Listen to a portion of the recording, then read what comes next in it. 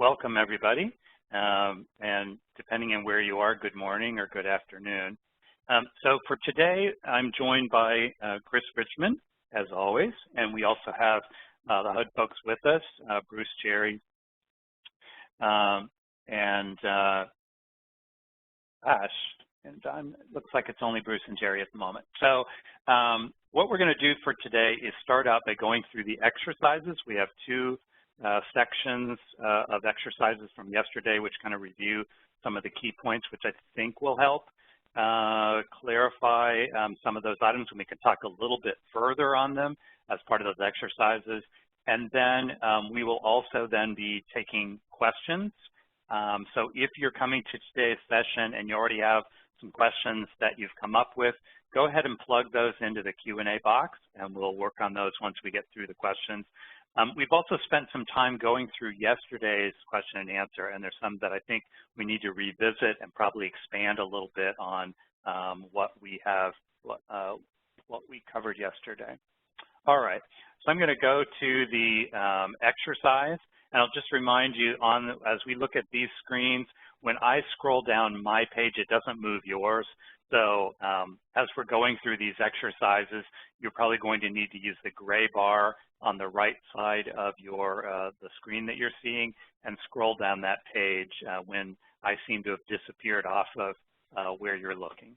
All right, so let's start with exercise 1, and this is focusing on home buyer assistance.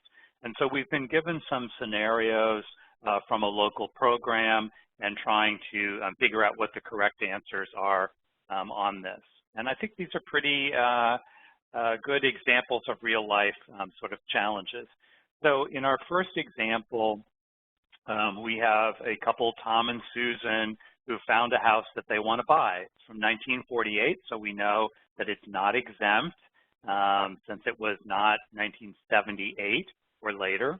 And so following the required protocols on this, a visual assessment has been done, and we found chipping paint on the exterior and then in a second floor bathroom. So remember, our rule here is that we're doing a visual assessment, and then we are going to do paint treatments or any unstable surfaces.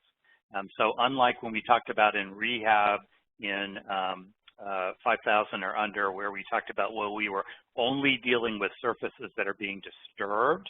This isn't a rehab program. So in this case, our visual assessment, when it identifies that there are unstable paint surfaces, we're going to be required to deal with those. So we've got one spot in the bathroom on the interior and then the exterior on that. So how do we proceed with this? And we're told that, you know, in this case, it sounds like the local supply of housing, a lot of it is going to be pre-78, so it's very normal that if you're going to find an appropriate house on the market, it's going to be likely that it's going to contain some lead-based paint. So we don't have a program that's trying to say, well, oh, it has lead paint, just find another house. And so the question is, how do we proceed? And then we have a little curve here in that it's January and we're in Wisconsin. So we have to think about, you know, the impact of that and dealing with the exterior part of this. So as part of our process, and we hopefully have been very careful on putting appropriate language in that purchase agreement that gives us not only the right to inspect, and we talked about that legally the realtor has to provide that buyer has the right of a 10-day window to be able to do inspections, but it doesn't give them the option to be able to cancel that contract if they find, or, you know, based on the basis of what they find. But we talked yesterday about adding language in that purchase agreement that would give the buyer the ability to negotiate based on the findings from their testing. So in this case, we could be going, and probably most likely we would go back to the seller and say that we need paint stabilization to be completed. It's going to have to be done by a certified contractor with trained workers, and that we're going to require a third-party clearance testing on that. And that's going to have to be done prior to occupancy. So for the interior part of this, the bathroom, that's pretty simple.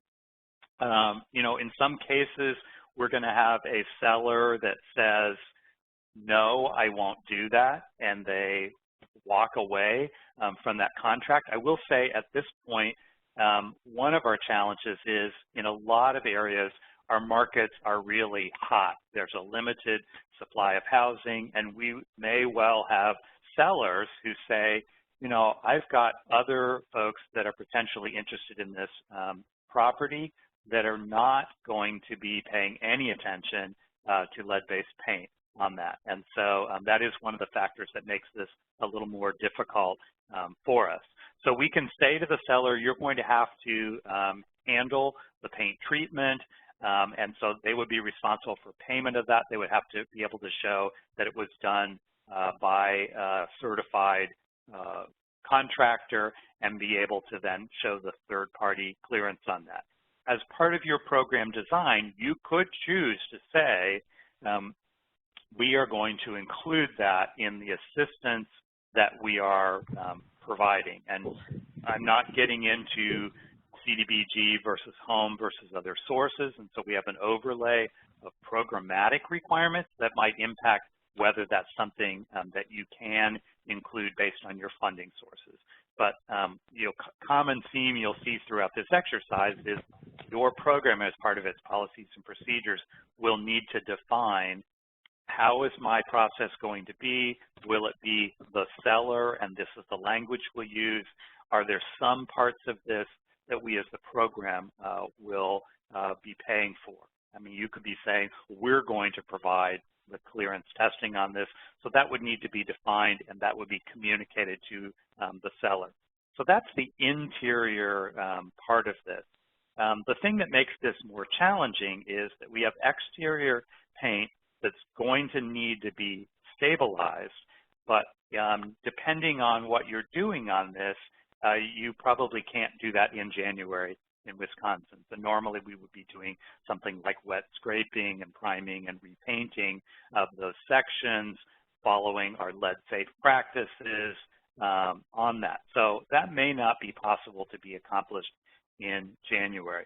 So we have a couple of options here, and whether that's viable in this market or not will kind of depend. So we could ask to extend that contract period and ask for an extension so that that option would be extended until the weather actually was going to warm up enough so that that exterior treatment could be completed before that sales transaction went forward. And so we would simply, put this on hold, at least the exterior part of this, until that could be completed. The other option might be to put money into escrow for the exterior part of this to be completed. Now that would mean that your lenders and escrow company would have to be willing to permit that. But also keep in mind that depending on the funding source that you are using, that may not be possible. So for instance, under the home program, it is required that the property meet all standards at the point that that closing occurs. And so we could not, under the home program, allow that sale to be completed, transfer the property to the new owner with our escrowed funds waiting for that work to be done. Now, I don't know, it might be that in working with your HUD field office that there could be a request to allow an escrow to be done on this, but that's something that's not particularly clear and would need to be covered on that. So that gives you an extra challenge on this. The key thing is that the Subpart K would allow you to delay or postpone that exterior work based on those weather conditions. And so we have to consider what does Subpart K require? What does your funding source require to be able to determine how to proceed on that? All right, so that was the first question here. Our second question, we have a city council member who's been talking to one of their constituents who's elderly and is trying to sell their house. The buyers are getting home buyer assistance, and they're asking for paint to be tested to determine whether there's lead-based paint.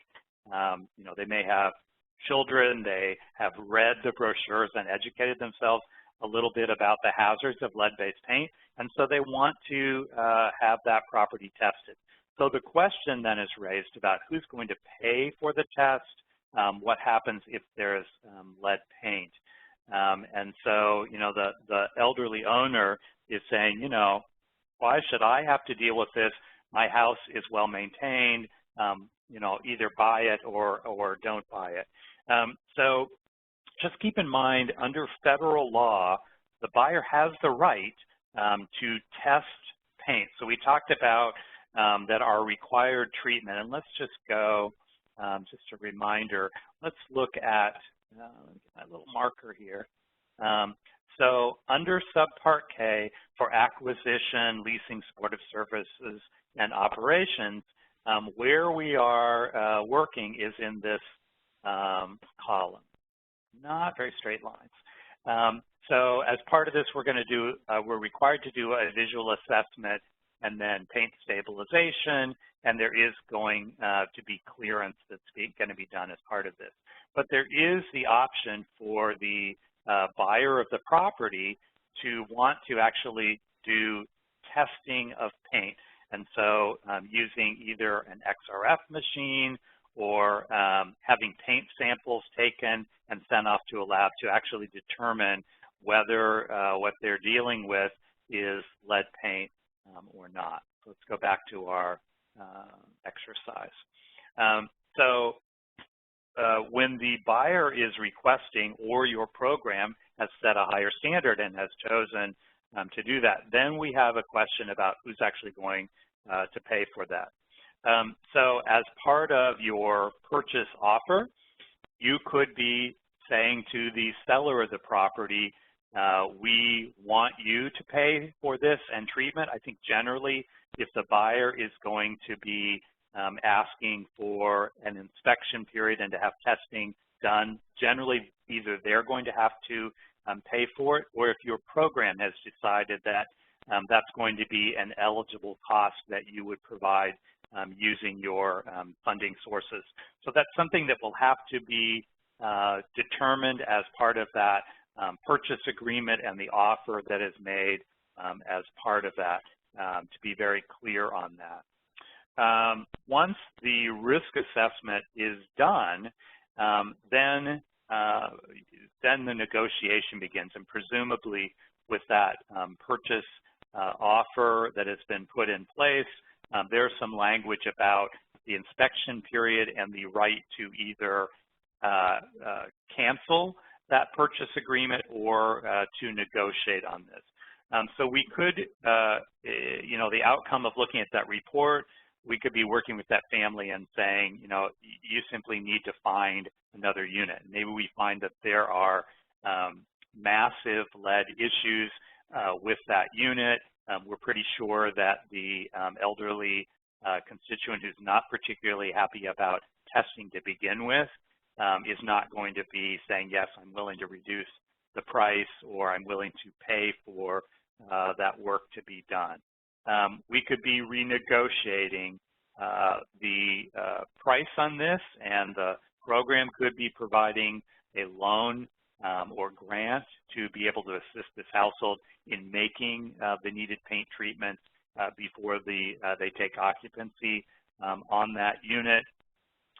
It could be that the seller would agree to those terms, and we would have to be specific about who was going to do the work, about the clearance testing that would be required. So that becomes an important part of that negotiation process on that. You know, generally, our standard here is going to be that lead paint that is stable is not a hazard. So we may have a test risk assessment that's done that's saying, yes, we have lead in 17 places, but if all of those surfaces are intact and stable, that's not presently providing a hazard. Now, we've talked about things like bare soil, impact and friction surfaces, which could be generating lead hazards. But if we have, let's say we have woodwork in a couple of rooms that are painted with lead paint and they are intact, stable surfaces, that is not that's not presenting a lead hazard that our Subpart K requirement would require to be dealt with as part of that. So that's kind of an important part of program design of depending on what is found either through the visual assessment or in this case where a risk assessment is being requested by the buyer, what your program is willing to assist with versus what the seller would need to be able to provide. And if we can't resolve, if we don't have either funds that our program is providing or the seller is not willing to make those corrections, use appropriate staffing, then we're going to be advising that family to move on, look for another unit. The thing I will note here is that as the testing is done, when we do a risk assessment on that property, we're going to be disclosing to that owner the results of that. When the elderly constituent who does not sell their house to the family goes to sell it, list it, and sell it to someone else, they're going to have to disclose that there actually has now been testing on this unit, and this is what is known about that. So there is a disclosure that's required by the seller of the unit. So question number 3, we've got a 1950s home that's being purchased by a young family. They're receiving down payment assistance. The house passes all of the housing standards, but there is a distinctive odor of fresh paint in all the rooms. Now, I will say, I just sold my father's house that all of the paint colors were from the 1970s. So that smell of fresh paint may have only been a savvy seller who realizes that, the burnt orange and avocado may not really help them sell the house. So there may be some questions that need to be asked about the painting that was done and asking some questions about that. So as part of that, we could be doing our visual inspection is showing us if we're showing that all of our painted surfaces are intact and adequate, then we don't have an issue as far as passing our standards under Subpart K, but part of our buyer education is to make sure that they understand how to do ongoing maintenance as part of that unit. So they will understand about doing cleaning to control if there are any untreated hazards that develop later in that house. So I do think anytime there are clues to, gee, I wonder what that paint smell is about, or I wonder why something's been done in a way, trying to investigate a little bit more on that is useful. But the bottom line on this would be that our standard is a visual assessment on this. If we don't have unstable, deteriorated painted surfaces, then we will have met the standard under Subpart K. And then our last example here is Tony and Tanya. They want to buy a house built in the 1930s, has deteriorated paint in several rooms. Seller is unwilling to pay for the work. Tony and Tanya have already received the maximum down payment allowable under the program, no additional funds. They don't have additional funds to be able to put into this. And in this market, there's somebody else that's lined up to be able to purchase this. So your program, again, has to be clear on what you will provide, what you will not provide, which you always have that challenge on any of the programs that you're operating. So your program could have the option of making funds available, could be a grant, could be a loan, to assist that home buyer to make the needed paint stabilization, take that on, get the clearance test done as part of that. And that might be necessary in a hot market where, you know, if every house your buyers are going to find is going to need something done, and sellers, because of that market, are going to be unwilling to take on or cover those costs, you may not have a viable program without building into your program design some kind of assistance with that. Just keep in mind, again, that you do have program requirements, and as I mentioned, the home program clarified in the 2013 rule update that the house has to, at the point that ownership is transferred, is going to have to meet all property standards, and that would include in compliance with lead-safe housing rule. All right, so that gets us through exercise 1. I'm going to hand it over to Chris for the second part of this. Sure, we should probably answer a question that came in, though, where somebody was asking, the regulation seems clear, but on acquisition, which is purchase only, a visual assessment is all that's required if there's no deteriorated paint identified. So that is true. So if you're looking through for acquisition, we go back to our, where's our chart, our summary chart here. You're doing a visual assessment, and we did provide a link to a sample visual assessment form. So you could do that visual assessment. If you don't see any deteriorated paint, you would fill that out in the form and provide that along with the pamphlet that protects your family from flooding your home. And then the disclosure notice, let me see if I can pull up the disclosure notice over here. Disclosure. I saw it. Anyway, yeah, there it is. So we have our disclosure. The owner would be signing a form that says whether they know or don't know. So you still have to do the visual assessment, the notice, the disclosure notice from the owner to the buyer, and then the copy of the visual assessment document. It's not a true evaluation, so we don't have a notice of evaluation, but you should provide some type of documentation that a visual assessment was conducted. Les, anything else to add to that? No, I think that's good. Okay. All right. So I'm going to, do I have control now? I do. All right. So I'm going to move us to the next exercise.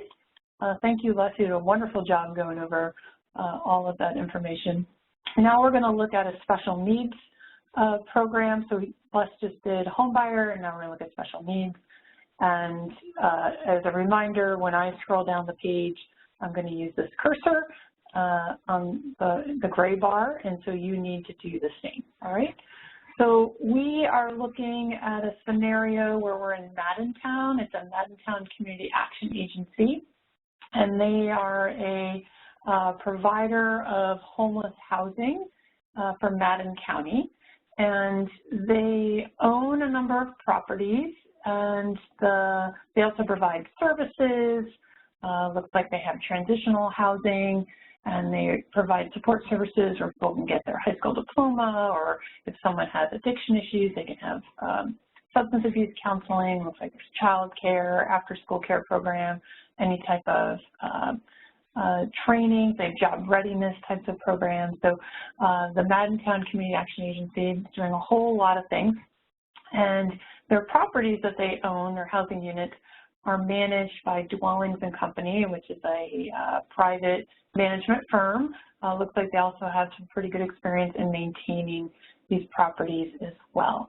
And so in 2020, Maddentown, their program that they're running, Families Forward, was provided supportive housing funds. So this is the first time they've received federal funding. So now we need to figure out, okay, we already have all these existing housing units in place. What do we need to do? So which subpart of the Lead Safe Housing Rule applies to this program? So is it Subpart J, Subpart K, or is it Subpart M? Well, the correct answer is Subpart K because we're looking at leasing, we're also doing support services, and we're doing operations. So circle, I'll highlight K there, all right? I'll make it into a K. All right, so we're following Subpart K, and as we saw on our summary chart, as Les had highlighted for us here, this is the right-hand side of that summary chart where we're focusing on Subpart K. All right, so number 2, who are the main actors in this program? Well, that's pretty simple. We have the Maddentown Community Action Agency. They are the provider, the homeless provider. We have our Dwellings and Company. They are our housing manager. And then we also have our current residents and we have future residents. So the answer number 2 is the Maddentown Community Action Agency, the Dwellings and Company, that's our management firm, and then current and future residents. So question number 3 is, well, what needs to be done now? What needs to be done immediately for us to comply with Lead Safe Housing Rule? So the very first thing we need to do is we need to provide that pamphlet. And what I mean by pamphlet, where's my disclosure? I have so many handouts here. I'm sorry, everybody. Here we go. So this is the pamphlet I'm talking about that protects your family from lead in your home. We need to make sure that that pamphlet is provided as well as the disclosure form. So the disclosure form, it's provided by the owner, and so they're disclosing whether they know if there is any lead in the units or not. So they'll say either yes, they do know, or no, they don't know. And if they do know, they're going to check off yes, they do know, and they're going to provide any documentation to support that. So we want to make sure that we're handing out the pamphlet, and then we're also providing a disclosure form. We need to make sure that a visual assessment is happening. There we go. So let me pull this up. So we're doing a visual assessment to make sure that the paint is not deteriorated. So during our visual assessment, we're looking for peeling, chipping, flaking paint. We want to make sure we're doing that. And if we do identify any peeling, chipping, flaking paint, we need to make sure that paint stabilization is being conducted on all the deteriorated paint and for the areas that are above the de minimis. We have those de minimis areas. We need to make sure we're using safe work practices, and whoever is conducting the paint stabilization needs to be trained or supervised within the RRP, so they need to have the renovation, repair, and painting, EPA's certification to be able to do paint stabilization. And then we need to be conducting clearance, and clearance needs to be happening by a risk assessor or a paint inspector or a lead sampling technician. And then we need to make sure that we're documenting everything and we're providing proper notices. So if we did do paint stabilization and after clearance, we would provide a notice of lead hazard reduction activities to the residents. So question number 4 is what needs to be done on an ongoing basis.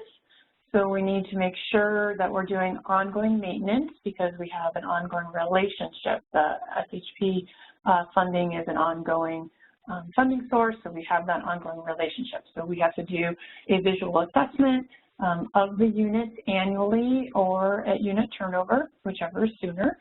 We need to make sure we're doing ongoing maintenance, so if there's any deteriorated paint that's identified or any, if there had been any abatement work that had been done, any enclosures or encapsulations, we need to make sure that those are fully addressed and make sure that those are in good condition. And if there's any work that's identified that needs to be done, we would need to be following all those steps that we did in number 3. And then all of our new residents, as they come in, we need to provide that pamphlet that protects your family from flooding your home and provide a disclosure notice as well to all of our new residents as they come in. And then the last question, question number 5, who's responsible for the activities that we just went through? So Dwellings and Company is our management firm. So our management firm should be handing out that pamphlet that protects your family from flooding your home, as well as the disclosure notice. And then who's performing the evaluation, the visual assessment? That would be our Maddentown Community Action Agency. So they would be doing the visual assessment. We would have Dwellings and Company, if they are certified as RRP, as an RRP firm, and they have RRP workers, they could be doing the lead hazard reduction, that paint stabilization. If Dwellings and Company does not have RRP supervisors and workers, then we would need to contract that out. We would need to do the clearance, and so if Maddentown has a risk assessor or a paint inspector, they could do the clearance, the same for Dwellings and Company, as long as Dwellings and Company did not do the paint stabilization. So remember, we have to have a third party doing the clearance. So whoever does the paint stabilization cannot conduct the clearance. So we need to have a third party representative there. So if we don't have any certified risk assessors or paint inspectors or lead sampling technicians with Maddentown Community Action Agency, then we would have to contract that out. Providing the applicable notices, that would be our notice lead hazard reduction activities, that would be provided by Dwellings and Company. Our annual visual assessment, that would be conducted by the Maddentown Community Action Agency. Any ongoing maintenance, that would be conducted by our Dwellings and Company, that's our management firm, and all the documentation needs to be maintained by our Community Action Agency. So that's the last question for that. Les, is there any questions that have come in as a result of the homework or anything we want to expand upon? I think generally we have covered the questions that are related to the homework. I'm going to suggest that we go into a couple of the questions from yesterday that I think need a little further attention, and then we'll check back on that. So I particularly wanted to mention, so yesterday there was actually a question, it kind of referred back to some discussion in, I think, session number 2, but I think Chris, you also talked yesterday about one of our exemptions being emergencies. And in fact, let's flip to, I think, slide 195. Oh, here we go. So we had a slide about going through the exemptions. And so under this, we talked about emergency repairs. Let me get my little, and so there was a question that was asked about, so if I'm running an emergency repair program, is this going to be exempt? And I just wanted to kind of add a little bit to this. So the issue here is that terminology from one program to another can have different meanings.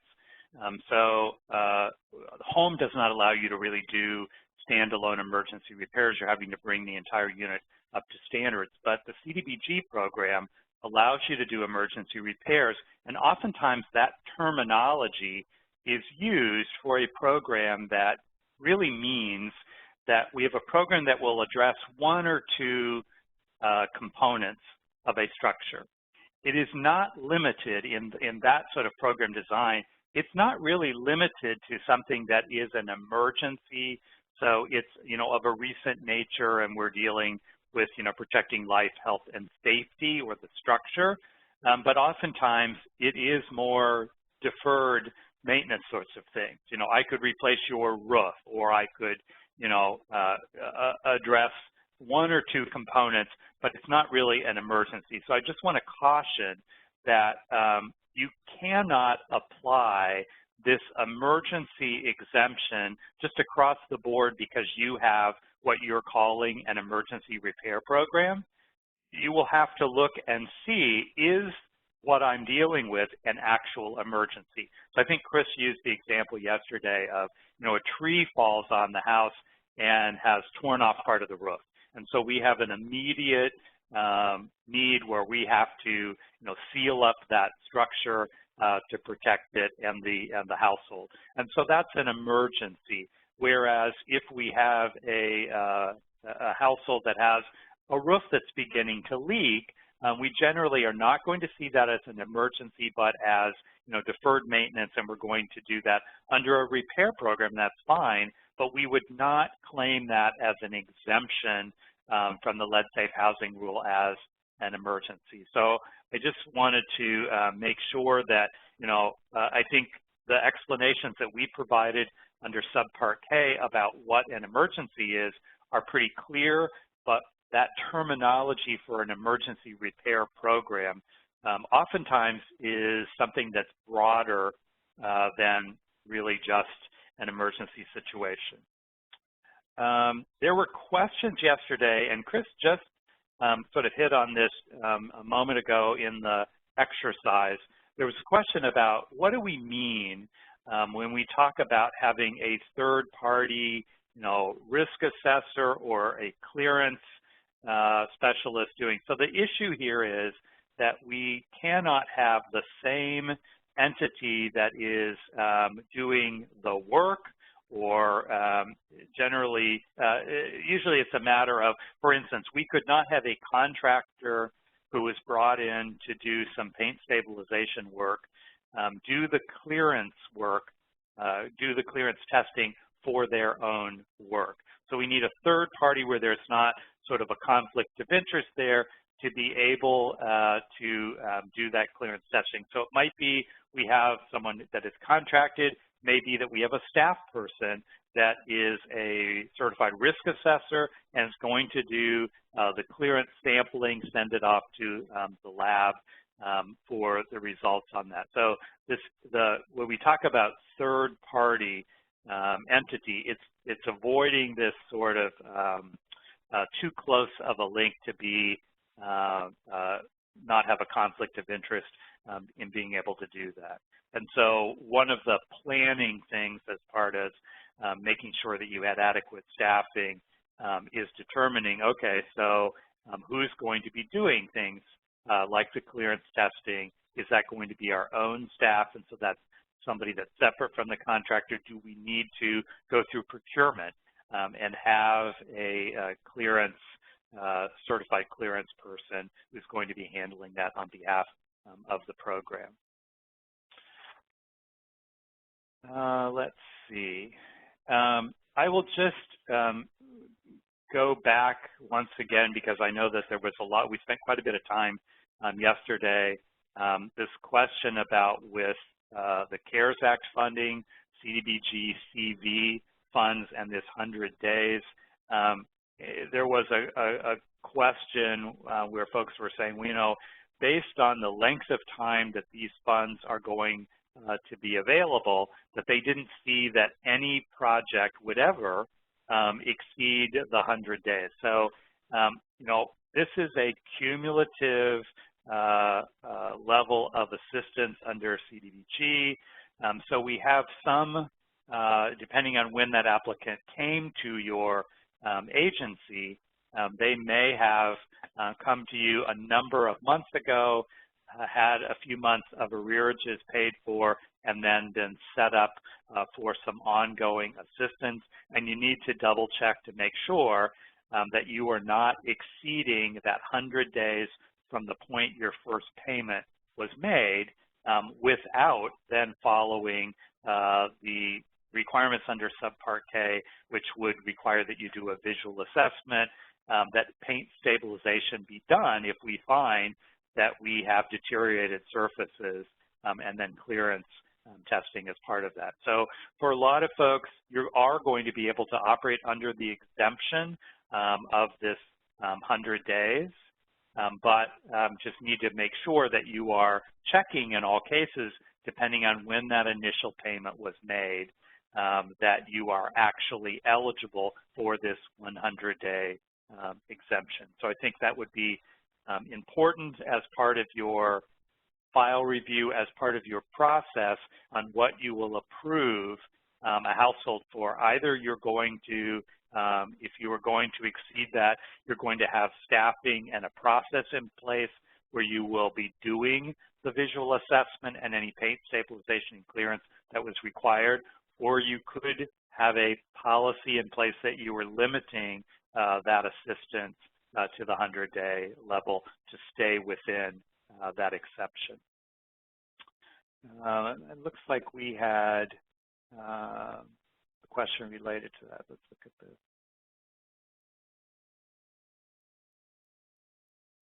Yes, so the question was about for Subpart K for supportive services, if we're providing emergency rental assistance for over 100 days under the CARES Act.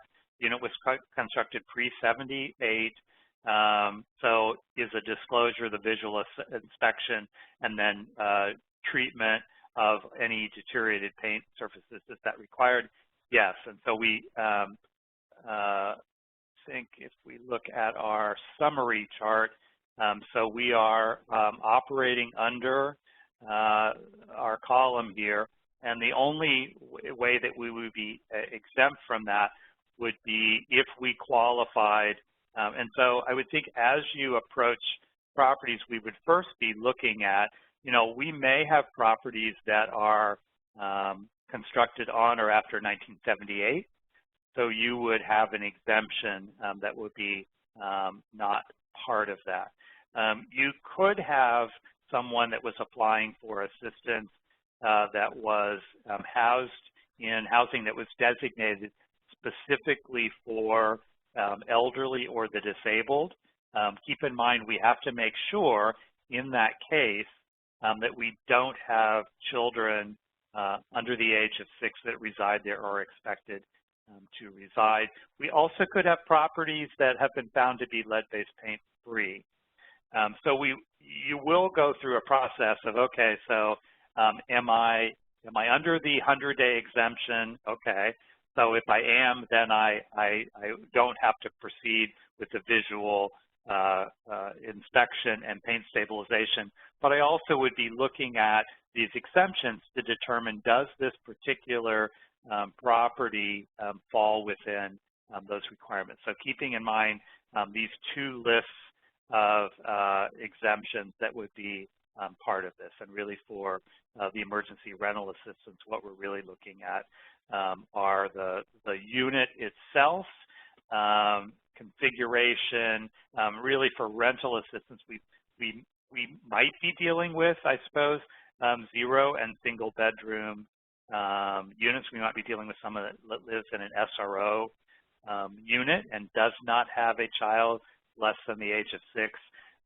So, it's that exemption plus of the 100 days plus these unit-specific types of exemptions that we're dealing with.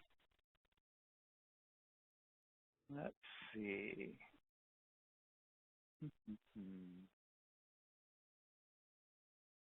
Yeah, so question here that just came in about, can the PJ who has a staff member who is a certified risk assessor, can they collect the dust samples and send them off to clearance testing? Yes, that's perfectly acceptable. The issue that we were talking about, a third party, is making sure that it is not the contractor who is collecting those samples. All right, I think that brings us up to speed on the questions on the inbox. Let's look back at yesterday's questions on this. There was a question yesterday about, as part of the clearance process, how do we dispose of lead-based paint? Well, frankly, the contractor, as part of their training, I believe would have been trained on that, but generally the residential waste is going to be exempt under most disposal requirements, but keep in mind you might have state or local requirements that would have an impact on that. There is in Chapter 10 of the HUD guidelines some information about that, we showed that on the resource list as one of our resources. I would suggest you might also want to check with your local or state EPA on what those requirements might be in your area. We also had a couple of questions about, we talked yesterday about when we have an ongoing relationship with that property that we can have ongoing maintenance requirements. And I think if we flip ahead here, we will get to some ongoing maintenance. Here we go.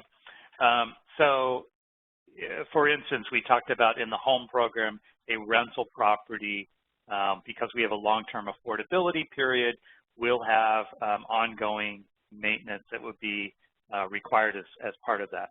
So we said that the requirements here would be that a visual assessment would be done at least annually, but also we talked about at turnover, so whichever is sooner. And we had quite a few questions about, well, can this be incorporated into our ongoing property operations? So we already have a process where we're doing inspections on an annual basis. We already have a process when we have a tenant that moves out that we're going to do inspections of that unit. Absolutely, but the key here is that this needs to incorporate a visual assessment. So thinking about staffing on this and making sure that the person that is doing this maintenance inspection or turnover inspection has the visual assessment certification. We talked about that that's something that's free as an online course to receive that certification. So that's something that the owner's maintenance staff could be able to do, could be something that the program itself use their own staff to be able to do that. It could be contracted out. So yes, it certainly can be done as part of the owner's ongoing oversight of those units. We simply need to be able to document that it's being done meeting these standards. And then anytime our ongoing maintenance visual assessment finds that there are deteriorated paint, then we're going to have to, it's going to have to be treated. So we're going to do repair following whatever process is going to be required here. Typically that's going to be our paint stabilization requirements, lead-safe work practices. We're going to do clearance as part of that process. And I'll just point out here, this includes in properties where we've had either under interim control or abatement, where we've had some kind of encapsulation or enclosure that has been done. Our ongoing visual inspection is going to make sure, are those still intact? Or have they been damaged or removed in some way? And then we're going to be notifying residents that we want them to report deteriorated paint so that we can stay on top of that and ensuring the safety for everyone in that property. Let's see. There was a question yesterday also about, I had made a statement at the beginning of the section I covered about the fact that these are more stringent requirements under Subpart K. So my point there was that in this case, under Subpart K, when we do that visual assessment, we are treating all deteriorated painted surfaces. Whereas under Subpart J, we are looking at painted surfaces that are going to be disturbed as part of that process. We're looking out, we're going to do a risk assessment which also would be looking for hazards, which would have to be treated. So if we had bare soil on the property, other evidence of dust hazards that were being created, but we are generally only having to treat those painted surfaces that are being disturbed, whereas under Subpart K, we're going to do our visual assessment, look at all painted surfaces, and we're going to be treating all of those deteriorated painted surfaces. So it is a more stringent level on this. Now, I will just remind you, as part of that discussion yesterday, we talked quite a bit about the fact that at the point where we are looking at treating our deteriorated painted surfaces, then we have, well, that's a really bad little bit of drawing there. Let's clear all of our annotations. So when we are then determining, okay, we have deteriorated painted surfaces, we could at that point then say, okay, either we are going to treat all of these assuming that they have lead paint, or we could say that we're going to test. And so that is always an option, and I would recommend that you kind of think about a protocol of when you will test, when you will simply deal with deteriorated paint. So, we certainly find, and I think I mentioned under the Subpart J trainings that early on, I worked with programs that were essentially presuming that every painted surface included lead. And so they were doing standard treatment on all deteriorated painted surfaces. And what we did some, sort of tracking where we then tested units within our portfolio, and we found that it was very common in the units we were dealing with to have a whole mix of, based on, construction period, what had been done over the years, that we oftentimes found that maybe half or more of the painted surfaces that we were looking at actually contained no lead paint. And so for the programs that I was working with, we determined that it was more cost effective to go ahead, do testing because of the scale of the work that was being done, and then only be doing, interim controls on safe work practices on those surfaces that actually contained lead-based paint. So that is something that I think as part of your policies and procedures that you want to think about, when does it make sense for us strategically to say, let's go one step further than what is required under Subpart K, and before we are stabilizing, doing paint stabilization on all deteriorated painted surfaces using certified staff and clearance testing, let's find out, are those, in some of those cases, are those surfaces actually lead paint, or could we do, dry scraping of the latex paint that's not stable and repaint it and be done on that. So that is a program consideration as part of that. Chris, anything else that you've seen come in that you think we need to address? No, they've been really quiet. Maybe you could pull up the resource page again and just remind folks how they can submit questions after this and where they can find the resources. I don't know the slide number on that, so we are going to try. All right, there we go. So we did mention about getting on the mailing list. We talked about the HUD-Exchange lead-based paint page, where a lot of resources are located. But here's our resource list. So again, we have the lead regulations. Been quite a few questions about how do I access this session or earlier sessions that are being recorded. So they're going to be posted on the HUD-Exchange, and so they'll be available for your use or for some staff turnover. It will be there as an ongoing resource. We also have a linkage for the EPA page, And then Chris talked a little bit about this yesterday, that the lead compliance advisor is sort of an automated process that will lead you through a series of questions to help analyze what requirements your project falls under, and that may be really helpful for folks. And then we mentioned a number of times the interpretive guidance. So this is set up, we've provided a link, you can pull that up, and this is divided up by topic area.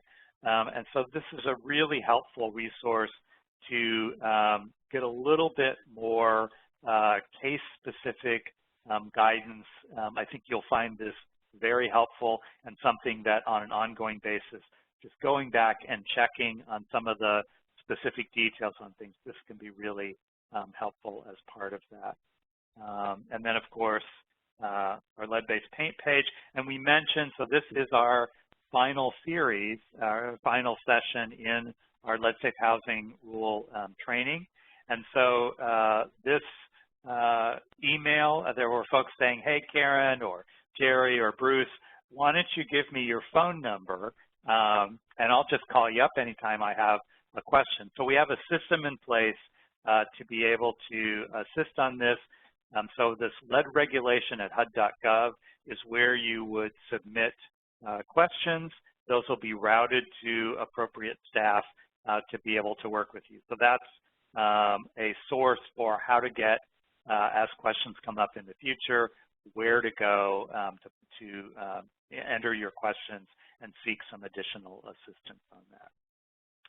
So we're at 1:59. That brings us pretty much to the end of our time together. This session was recorded. It will be posted at this link that we talked about that was included in the slides. I know for those of you that have participated in all these sessions, you put a lot of time into this. We hope that this is useful for you and that these resources will continue to be helpful for you going forward. Thanks very much to the HUD staff who were so helpful to us throughout this training series. And I just thank everyone for participating. Chris, any final words? No, thanks everybody for joining us. Sign up on the listserv, and as new products and other trainings come available, you'll be the first to hear about it. Thanks everybody. Bye. Thanks everybody. Bye-bye.